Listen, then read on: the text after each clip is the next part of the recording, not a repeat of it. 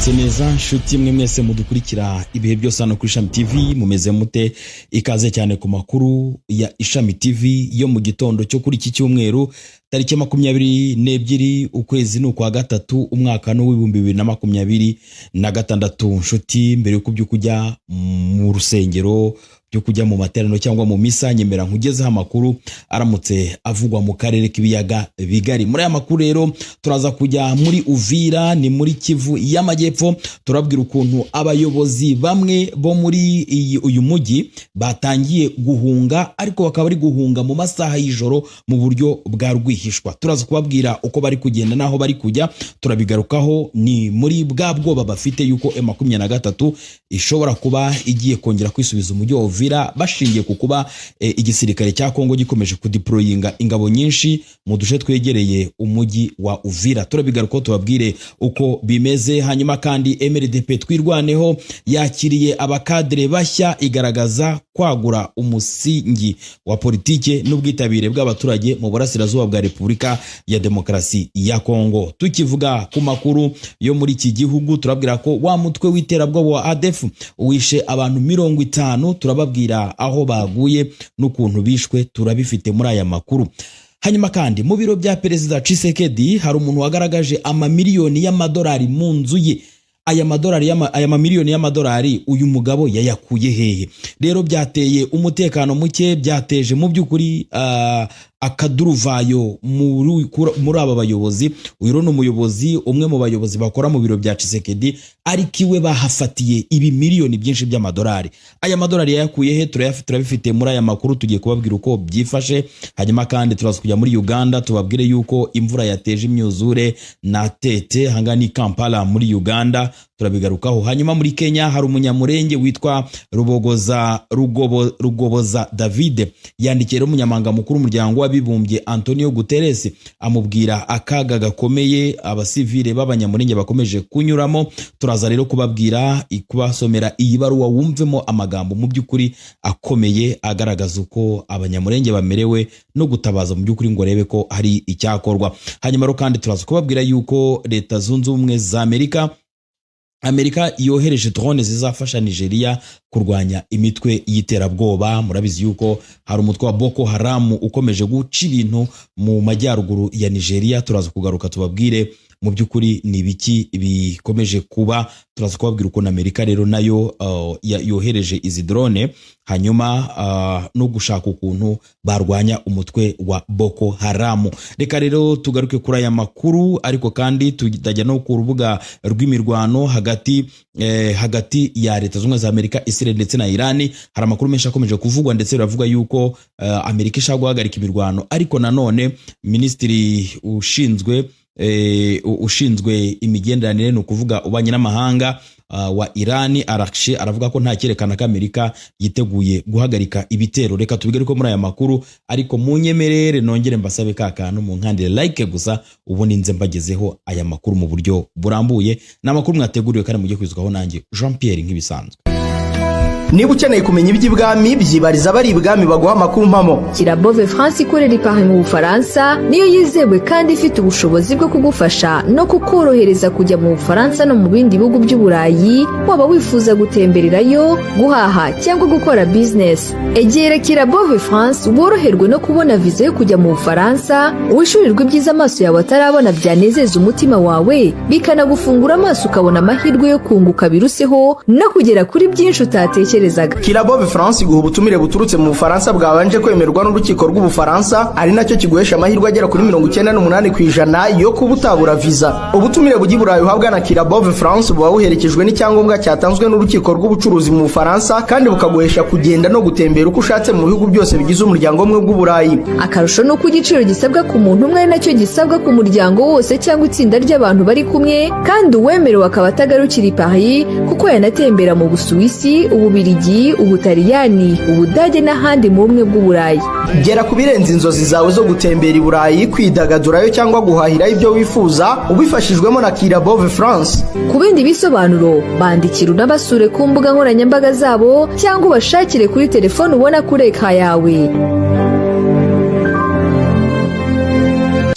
Bakunzi bacu nkuko nabibabwiye, reka duhere mu mujyi wa Uvira. Murabizi yuko mu minsi mike yishize igisirikare cya Repubulika ya Kongo n'ihuriro ryacyo bagerageje kugaba ibitero mu duce twa Kabunambo. Utu ni uduce turimo M23 ndetse bararwana ariko birangira M23 ibashije kwirukana iri huriro ry'ingabo za Repubulika Demokarasi ya Kongo. Ikimara rero kwirukana izi ngabo, hatangiye kuba ubwoba mu mujyi wa Uvira, by'umwihariko bavuga yuko M23 ishobora kuza muri uyu mujyi wa Uvira bitewe nuko ikomeje gushotorwa mu buryo bukomeye. Amakuru atugeraho aravuga ko umutekano n'ubundi wifashe nabi, ndetse wazarendo kubera ukuntu n'ubundi basanzwe bateye, rimwe na rimwe ujya kubona ukona barashe.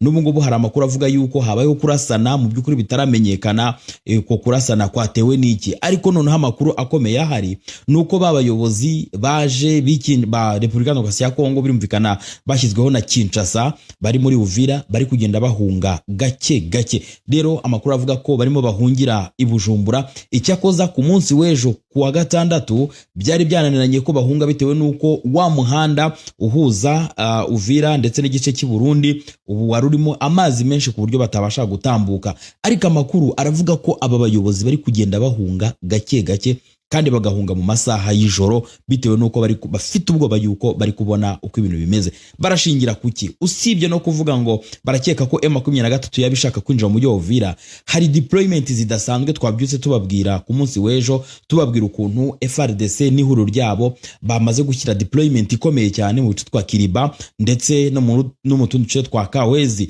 Ni uduce rero mu by'ukuri natwo twegereye umujyi wa Uvira. Hanyuma bahashyize deployment ikomeye cyane y'ingabo ndetse n'ibikoresho bya gisirikare, ibiri gutuma rero abantu bo muri Uvira bagira ubwoba, kavuga ati nyamara dukurikije ukuntu turi kubona iyi deployment turabona ibintu bishobora kuba bibi kurushaho. Ibiro byatumye abaturage by'umwihariko abayobozi bo mu mujyi wa Uvira batangira guhungira i Burundi mu ibanga rikomeye. Turaza gukomeza gukurikirana aya makuru tubabwire niki gikomeje kujya mbere. Reka rero tujye mu misozi miremire ya Fizi, hanyuma tubabwire uko byifashe aho twirwaneho yakiriye abakadre bashya, igaragaza kwagura umusingi wa politiki n'ubwitabire bw'abaturage mu burasirazuba bwa Repubulika ya Demokarasi ya Kongo.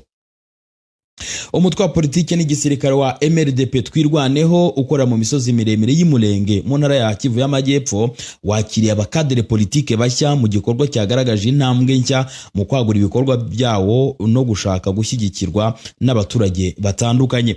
Nk'uko byatangajwe mu gihe cyo kubakira abakadere bashya baturutse mu bice bitandukanye byo mu burasirazuba bwa Repubulika ya Demokarasi ya Kongo, barimo Uvira na Bukavu, umurwa mukuru ntara Kivu y'Amajyepfo. Iki gikorwa cyo kubakira cyabaye tariki 20 Werurwe 2026, nubwo abakadere bavuga ko bari bamaze amezi 3 bari mu minembwe. Mu mashusho yashyizwe hagaragaye rero abantu 4 bari muri iki gikorwa, ariko ubuyobozi bwa MRDP twirwaneho bwatangaje ko umubare w'abinjira muri uwo mutwe urenza abo bagaragaje. Colonel Rugabo, umwe mu bayobozi bakiriye aba bakadere, yavuze ko uyu mutwe ugamije guhuza abanyekongo bose hatitawe ku moko yabo. Maze mu magambo ye Rugabo ati MRDP twirwaneho ni umutwe ugenewe abanyekongo bose, barimo ababembe, abafurero n'abanyamurenge. Turashaka ko buri wese yumva ko ari uwe. Yakomeje ashimangira ko intego y'uyu mutwe ari ukugira ishyaka rihuza abaturage bose, rigaharanira inyungu zabo rusange muri iki gihe igihugu gikomeje guhura n'ibibazo by'umutekano muke, cyane cyane mu burasirazuba bwa Repubulika ya Demokarasi ya Kongo. Aba bakadere bashya noro bagaragaje impamvu yabateye kwinjira muri MRDP twirwaneho, bavuga ko bashaka gusobanukirwa neza ikibazo cy'intambara abanyamurenge bamaze igihe bahura nayo, ndetse no kugira uruhare mu gushaka ibisubizo birambye. Umwe muri bo rero wivuze ko akomoka mu bwoko bw'abavira bo mu gace ka Uvira, yavuze ko yababajwe n'ibibazo by'umutekano muke byibasira abanyamurenge. Maze mu magambo ye aravuga ngo nk'umuvira natewe agahinda n'intambara iri kuba ku banyamurenge, ntitwumva impamvu bakomeza kwibasirwa. Hari abavuga ko atari abanyekongo, nyamara tuzi neza ko ari abaturage b'iki gihugu. Twahisemo rero kuza kubafasha no gushyigikira urugamba rwo kurwanya akarengane. Aba bakadere rero bashinja ubutegetsi bw'Kinshasa buyobowe na Perezida Tshisekedi kugira uruhare mu bibazo by'umutekano muke.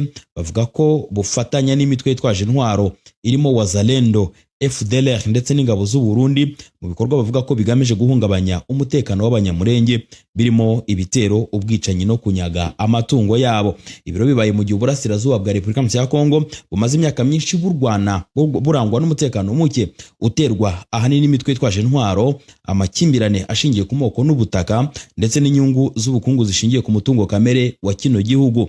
Intara ya Kivu y'Amajyepfo by'umwihariko yakunze kugaragaramo ibikorwa by'urugomo n'intambara z'urudaca bigira ingaruka zikomeye ku baturage. Kwiyongeraho kw'abakadire muri MRDP twirwaneho, abasesenguzi bavuga ko bishobora kugaragaza icyerekezo cy'uyu mutwe mu gushaka kwagurira imbaraga zawo mu kugira ijambo rikomeye muri politike n'umutekano by'akarere, nubwo hakiri impungenge ku ngaruka z'imitwe twaje intwaro ikomeje kwiyongera muri kino gihugu. Reka twihute tujye kuri ibi bitero by'umutwe wa ADF, umutwe w'iterabwoba. Rero umutwe w'iterabwoba wa ADF wishe abantu 50 bo muri teritwari ya Mambasa, intara ya Ituri mu burasirazuba bwa Repubulika ya Kongo kuva tariki 9 kugeza 15 Werurwe. Kwa 20 Werurwe rero societe civile ikora muri Ituri yagaragaje ko hagati y'ayo matarike uyu mutwe wishe abaturage 35 mu gace ka Mucaca, wica abandi 15 muri Babesua, utwika inzu nyinshi, usahura n'imitungo. Iyo societe civile yatangaje ko abaturage bo mu midugudu myinshi ikoze ku muhanda munini wa route nationale nimero 4 bahungiye muri centre ya Mambasa na Niania, kandi babayeho nabi kubera ibikorwa by'abatungaga birimo ubuhinzi n'ubucuruzi bw'amabuye y'agaciro byahagaze. Yasabye leta ya Kongo kwita ku mutekano wo muri Turi no ku baturage bari mu kaga, igashyira imbaraga mu kurwanya ADF nk'uko irwanya ihuriro AFCM 23 muri Kivu y'Amajyaruguru na Kivu y'Amajyepfo. Iti leta ya Kongo ikwiriye kwihutira gukemura ikibazo cy'umutekano muri Turi nka Kivu y'Amajyaruguru na Kivu y'Amajyepfo ibangamiye ubuyobozi bwa leta, ikora ibikorwa byagutse kuri ADF ikanafasha abaturage ba Mambasa bari mu kaga. Raporo zitandukanye zirimo zitegurwa n'ishami ry'umuryango w'abibumbye rishinzwe guhuza ibikorwa by'ubutabazi OCHA rigaragaza ko ADF iza ku isonga mu mitwe yica abaturage benshi muri Repubulika ya Demokarasi ya Kongo. Ibyo rero abasesenguzi bakunze kuvuga bati ikintu kibabaza ni uko Repubulika ya Demokarasi ya Kongo tutajya tubona isohora amatangazo yo kwamagana uyu mutwe wa ADF, cyakoza iyo bibaye kuri M23 bahaguruka n'imizi n'imiganda. Nibiki byabaye hano rero? Abaturage komeza kunenga ubuyobozi bwabo bavuga bati iyaba nibura bajyaga banenga n'ibikorwa n'uyu mutwe wa ADF. Reka rero tujye Kinshasa mu biro bya Tshisekedi, hashaka ko barimo abagambanyi. Impaka ni nyinshi ku muyobozi mu biro bya perezida wagaragaje amamiliyoni y'amadolari mu nzu ye. Byagenze gute? Mu gihe Repubulika ya Demokarasi ya Kongo ikomeje guhangana n'ibibazo bikomeye by'imiyoborere n'ubukungu, hagiye hanze inkuru yateje impaka ndende ku mbuga nkoranyambaga no mu baturage, ivuga kuri umwe mu bajyanama ba perezida Felix Tshisekedi wagaragaye yerekana amafaranga menshi y'amadolari y'abanyamerika mu buryo butangaje. Amakuru yatangajwe agaragaza ko uwo mujyanama yafashe amashusho yerekana ayo mafaranga menshi mu nzu ye, ayashyira ahantu hatandukanye, harimo icyumba cyo kuraramo ndetse naho kwiyuhagirira. Ibiro byatumye benshi bibaza inkomoko y'aya mafaranga n'impamvu yagaragaye muri ubwo buryo bwateje impaka. Nk'uko rero ayo makuru biravugwa ko ayo mafaranga yaba yari amaze gufatwa muri banki nkuru ya Kongo, no kuvuga Banque Centrale du Congo BCC. Muri ayo mashusho rero umujyanama yumvikanaga avugana n'inshuti ye yitwa Robert, amumenyesha ko ngo amugenera amafaranga agera ku 200,000 by'amadolari y'abanyamerika, avugwa ko ari inyungu. Ibi byatumye abaturage n'abasesenguzi batangira kwibaza niba hari ruswa cyangwa imikorere idahwitse iri inyuma y'ibi bikorwa. Mu gihugu rero kimaze igihe kinengwa ku bibazo bya ruswa n'imicungire mibi y'umutungo wa leta, inkuru nk'iyi ishobora kongera gukaza impaka ku mucyo mu micungire y'imari ya rubanda nk'uko bivugwa n'abasesenguzi. Gusa mu mateka ya Repubulika ya Demokarasi ya Kongo, ikibazo cya ruswa n'imikoreshereze mibi y'umutungo wa leta si gishya. Kuva mu gihe cy'ubutegetsi bwa Mobutu Sese Seko kugeza ku bayobozi bamukurikiye, igihugu cyagiye ngo kirangwamo ibibazo by'imikoreshereze mibi n'inyerezwa ry'umutungo wa leta, nubwo habayeho imbaraga zitandukanye zigamije kubirwanya. Perezida Felix Tshisekedi watangiye kuyobora iki gihugu muri 2019 yagiye agaragaza ubushake bwo kurwanya ruswa no guteza imbere imiyoborere myiza. Icyakora ibibazo nk'ibi bikomeje kuvugwa bishyira igitutu ku buyobozi bwe, cyane cyane ku bijyanye no kugarurira icyizere abaturage no kunoza imikorere y'inzego za leta. Kugeza ubu nta tangazo riratangazwa n'inzego za leta ku bijyanye n'iyi nkuru, gusa abaturage benshi bakomeje gusaba ko hakorwa iperereza ryimbitse kugira ngo hamenyekane ukuri ku byavuzwe ndetse hanafatwe ingamba zikwiriye mu gihe byagaragara ko habayemo amakosa. Iyi nkuru iracyakurikiranirwa hafi mu gihe igaragaza ishusho y'ibibazo bigaragara mu micungire y'imari n'imikorere muri Repubulika ya Kongo. Igihugu gikomeje gushaka inzira yo kwiyubaka no kugera ku iterambere rirambye, ariko ugasanga biraba mu magambo gusa uyu nubwo ari umujyanama wa perezida uri kuvugwaho kunyereza uyu mutungo, ni kenshi havuzwe ko na perezida Tshisekedi ubwe nabo mu muryango we usanga aribo bigwizaho umutungo mwinshi wa Repubulika ya Kongo warugenewe gukora ibikorwa remezo n'ibindi byagirira igihugu akamaro. Uyu ni umujyanama wa Tshisekedi wagaragaye agaragaza ibidolari byinshi bitagira ingano mu cyumba cye, aho yogera n'ahandi hatandukanye, ibigaragaza ko kino gihugu cyaba kirimo ruswa iteye amakenga. Reka rero kandi tuvuge kuri uyu munyamurenge wandikiye umunyamabanga mukuru wa Loni Antonio Guterres, wumve icyo amubwira. No munyamurenge twa Rugoboza David muvandimwe uri mu buhungiro mu gihugu cya Kenya yageneye ubutumwa bukomeye umunyamabanga mukuru w'umuryango w'abibumbye Antonio Guterres, aramusaba kugira icyo akora byihutirwa ku kibazo cy'umutekano muke ukomeje kwibasira abanyamurenge mu burasirazuba bwa Repubulika ya Demokarasi ya Kongo. Ibi bikubiye mu ibaruwa ifunguye yanyujijwe mu kinyamakuru Minembwe Kapiro hagamijwe ko ubutumwa bugera ku nzego mpuzamahanga zibishinzwe. Ibaruwa rero yitiriwe insanganyamatsiko igira iti ubutabazi bwihutirwa bwo kurengera abanyamurenge. Mu itangazo ry'ubutumwa Rugoboza David agaragaza icyubahiro agenera umunyamabanga mukuru wa Loni, anavuga ko yanditse mu izina ry'abaturage benshi mu bwoba n'agahinda gakomeye, by'umwihariko abatuye mu gace ka Minembwe no mu nkengero zako. Yagize ati: nyakubahwa, mbandikiye mbasuhuza mu cyubahiro gikomeye ndetse no mu izina ry'abaturage benshi bafite ubwoba n'agahinda gakomeye gakomeje kugaragara mu burasirazuba bwa Repubulika ya Demokarasi ya Kongo. Akomeza agaragaza impuruza ikomeye asaba ko umuryango w'abibumbye n'indi miryango mpuzamahanga iharanira uburenganzira bw'ikiremwamuntu byihutira kwinjira muri iki kibazo kiri gukomeza gukara. Avuga ko abanyamurenge bakomeje guhura n'ihohoterwa rikomeye rishingiye ku ivangura ririmo ubwicanyi bwibasira abasivile b'inzirakarengane. Mu ibaruwa ya Rubogoza agaragaza ko mu gihe isi yari ikwizihiza umunsi mukuru wa Idil Fitri mu mahoro mu gace ka Minembwe habaye ibihe by'akababaro n'icuraburindi.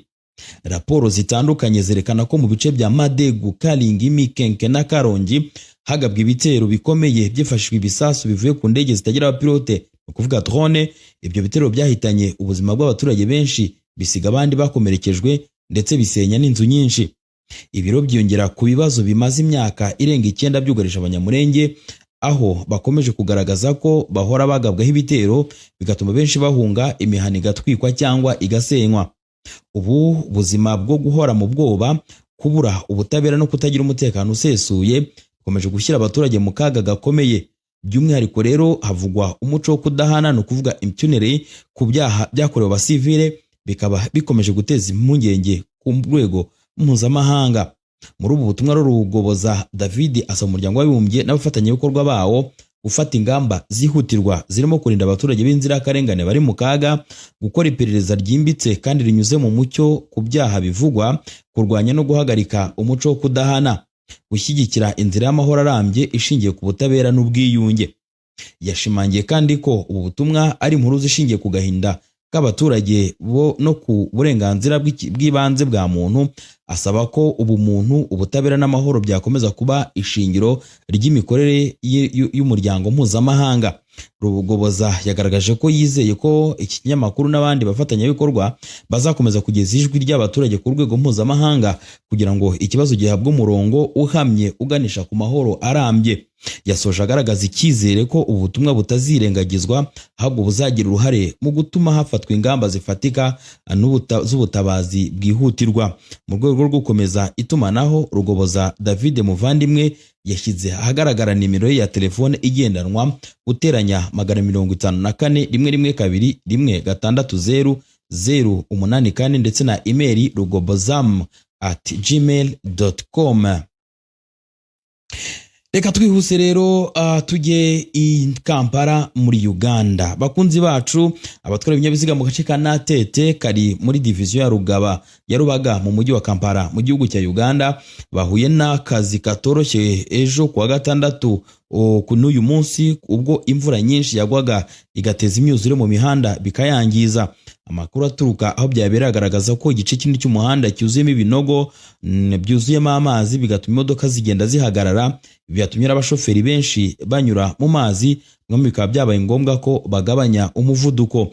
Iyi mvura rero yongeye kugaragaza ibibazo bikomeye bimaze igihe kirekire by'imihanda itanoze muri Uganda. Uretse kubangamira ingendo, amazi yuzuye mu mihanda ashobora no kwangiza ibinyabiziga, cyane cyane ibifite moteri zidakomeye cyangwa zajegeye mu buryo bufatika. Abacuruzi bakorera hafi yaho bavuga ko imyuzure igabanya umubare w'abakiriya kuko abantu batinya kunyura mu mazi cyangwa mu byondo byinshi. Byongeye kandi hari impungenge z'uko aya mazi ashobora guteza indwara ziterwa n'umwanda, cyane cyane ku baturage batuye ahantu amazi adatemba ngo asohoke vuba. So bwa mbere aka gace ka Natete kagize ibibazo by'imihanda n'imyuzure kuko mu myaka ishize abaturage bakomeje kugaragaza ko imiyoboro y'amazi idahagije ndetse ko niyari hari aho yangiritse bigatuma imvura ishobora guteza imyuzure. Umujyi wa Kampala umaze igihe ugerageza gushyira mu bikorwa gahunda zo kuvugurura imihanda no kunoza imiyoboro y'amazi, ariko ibikorwa byinshi ntibiragera mu duce twose, cyane cyane ahari imiturire iciriritse. Abaturage n'abatwara ibinyabiziga basaba ubuyobozi bw'uyu mujyi kwihutisha ibikorwa byo gusana imihanda no kubaka imiyoboro y'amazi ihamye kugira ngo hirindwe ibibazo nk'ibi ko bizakomeza kugaruka igihe cyose habaye imvura. Bavuga ko niba nta gikozwe vuba, ikibazo cy'imihanda yuzura amazi kizakomeza guteza ibihombo, impanuka ndetse n'ingaruka ku buzima rusange bw'abaturage. Hano ni Kampala rero ahakunze kugaragara mu by'ukuri ikibazo cy'imirwanyasuri, ikibazo cy'amazi, ikibazo cy'imyuzure. Tujye muri Leta Zunze Ubumwe za Amerika. Iki gihugu rero cyoherereje drone zo mu bwoko bwa MK9 n'abasirikare 200 bazobereye iby'ubutasi muri Nigeria mu gutoza ingabo z'iki gihugu mu guhangana n'iterabwoba. Ni drone zoherejwe muri Nigeria mu rwego rwo kurwanya ibitero by'iyi mitwe bikunze kugaragaramo ubushimusi, ndetse Perezida wa Amerika Donald Trump avuga ko byibasira abakirisitu gusa. Izi ngabo zaje ntizizajya ku rugamba rwo guhangana n'iyi mitwe, ahubwo zizajya zitoza ingabo za Nigeria zinazigira inama y'uko zigomba kwitwara, nk'uko umuvugizi w'ingabo za Nigeria Major General Samaila Uba yabivuze. Yavuze ko drone zoherejwe zizajya zikusanya amakuru y'ubutasi, ariko ntizizajya zifashishwa mu kugaba ibitero. Zizanakoreshwa mu gucunga ibikorwa by'iyi mitwe nk'ibitero no gufasha izi ngabo guhangana n'iyo mitwe. Aravuga ngo ubu bufasha n'ubukubiye mu masezerano y'ubufatanye hagati ya Nigeria na Leta Zunze Ubumwe za Amerika bwo gusangira ubumenyi bwafasha ingabo za Nigeria. Ingabo za Amerika ntabwo zizarwana, ahubwo zizafasha ingabo za Nigeria mu kwiga ku bikorwa byo kurwanya iyo mitwe. Biro bibaye mu gihe kwa 26 Ukuboza 2025 ingabo za Amerika zagabye igitero ku bintu by'umutwe terabwoba ushamikiye kuri Islamic State muri leta ya Sokoto iri mu majyaruguru ya Nigeria. Ibivuga ko byasenye ibikorwa byinshi by'ibyihebe.